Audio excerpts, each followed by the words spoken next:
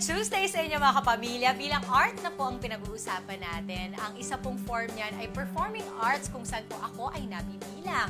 Alam niyo po ba ang performing arts ay kung kailan ginagamit mo ang iyong katawan, ang iyong mukha, ang iyong presensya para po makapag-express ng inyong sarili. So, marami ng forms yan. Yung hosting, dancing, singing.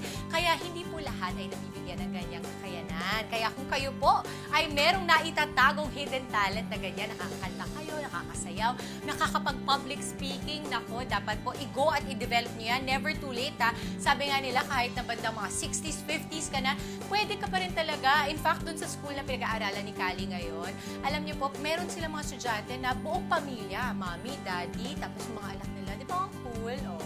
Isa pang cool na ating kapamilya. Nako, eto, kahapon nakita natin si Kuya Rodel at ang kanyang mga kakaibang egg figurines. Kita niyo naman ang art form niya. Ha? Pero syempre, today makikita pa natin ang ilan pa mga sorpresa para kay Kuya Rodel. Abangan yan. I'm the Muslimana at dito nakakakilala tayo ng iba't ibang personalidad ng ating kapamilya dahil close tayo sa TFC Connect.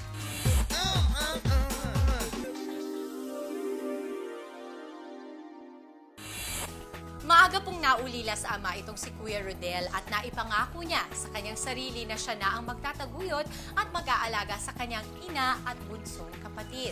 Bukod sa tulong pinansyal, si Kuya Rodel din po ang tumayong ama ng tahanan. Taon-taon naman pong nakakauwi ito si Kuya Rodel sa Pilipinas para magbakasyon. At kapag narito siya ay sinisiguro niyang mabigyan ng treat ang kanyang pamilya. Gaya na lamang po nung nakaraang uwi niya na nakapanood sila ng Showtime. Pangarap po ni Kuya Rodel na makita ang pamilya niya na nasa malwan na pamumuhay. Pero si Kuya Rodel po ay simpleng tao lamang, sabi ng kanyang kapatid. Walang arte kahit hanggang ngayon na matagumpay na siya sa buhay. Maihahalin tulad nga daw ang kanyang pagiging simple sa isa niyang paboritong pagkain, ang tilapia. Sarap! Kaya naman Kuya Rodel, heto na ang ilan pa mga sorpresa sa iyo ng iyong mga mahal sa buhay dyan sa Cainta Rizal Video Connect. Rodel, lulutuin ko ngayon ang paborito mong ulam, ang pritong tilapia at ang talbos ng kamote.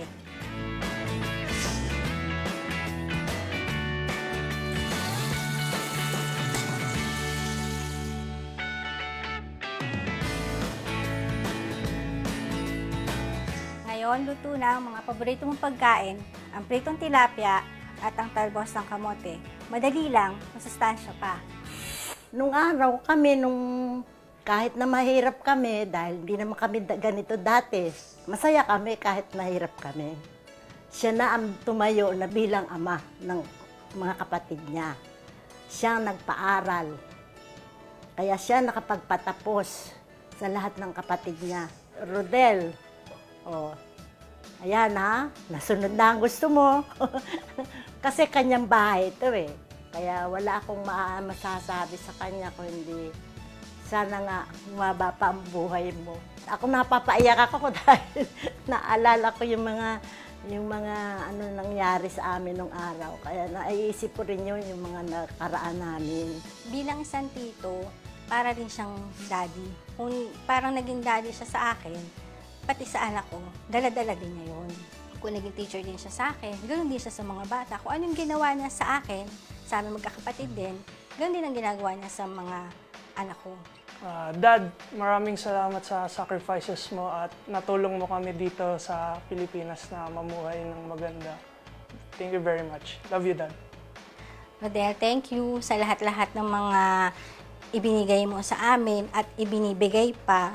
Salamat po sa lahat na binigay niyo po sa amin para po kami makapag-aral. At ngayon po ay top na ngayon ako sa klase. Hi Tito Rodel, kamusta po kayo dyan? Salamat po sa pera na binigay niyo po sa amin para makapag-aral po kami ngayon. At ngayon po, top 2 po ako sa klase. Tito Rodel, panoorin niyo po kami para po ito sa'yo.